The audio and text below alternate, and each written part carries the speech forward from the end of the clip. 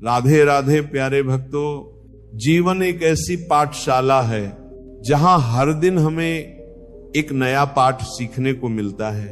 कभी खुशी के रूप में तो कभी आंसुओं के रूप में। हम अक्सर सोचते हैं कि हमारे साथ ही बुरा क्यों होता है, लेकिन क्या आपने कभी उस कुम्हार को देखा है जो मिट्टी का घड़ा बनाता है?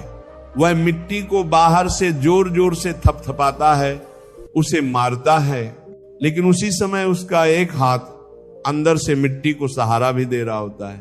ठीक इसी तरह जब ईश्वर हमें जीवन की चुनौतियों की चोट मारते हैं तो उनका एक हाथ हमें भीतर से थामे रहता है ताकि हम टूटे नहीं, बल्कि एक सुंदर, मजबूत और परिपक्व व्यक्तित्व के रूप में उभर सके।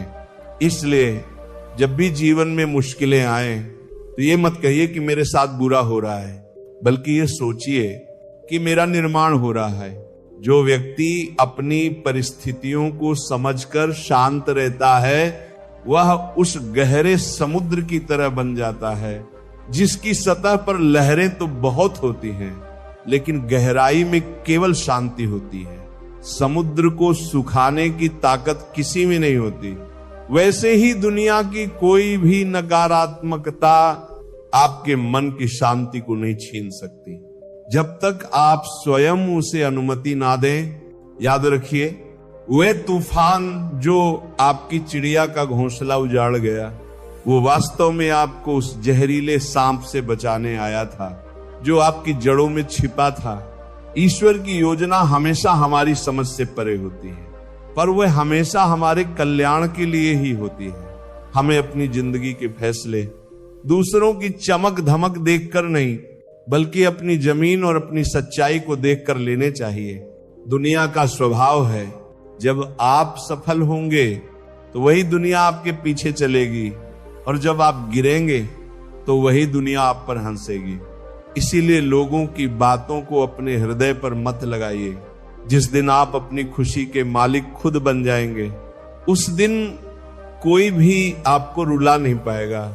हमारा मन एक ऐसी शक्ति है जो काबू में हो तो स्वर्ग बना दे, और अगर अनियंत्रित हो जाए तो जीवन को नरक बना दे। मन असल में एक अंधा सारथी है, इसे दिशा देने के लिए बुद्धि की जरूरत होती है।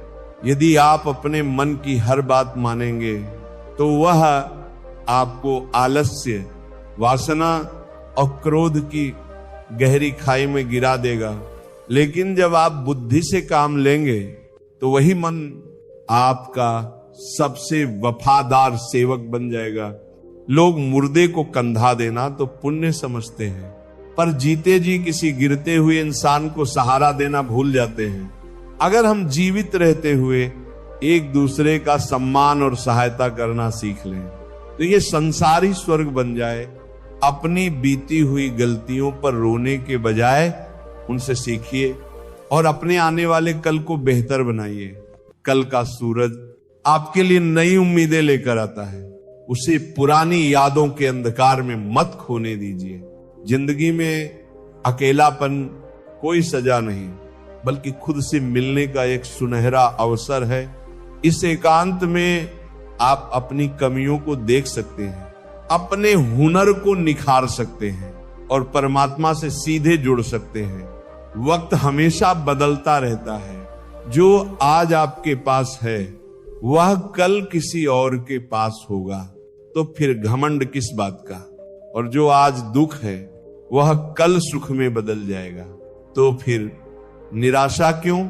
कामयाब वह नहीं जो दूसरों को नीचे गिराकर आगे बढ़े, असल में कामयाब वह है जो सबको साथ लेकर चले और खुद भी खुश रहे। जब आप खुश होते हैं तो दुनिया सुंदर लगती है, और जब आप दुखी होते हैं तो स्वर्ग भी फीका लगता है।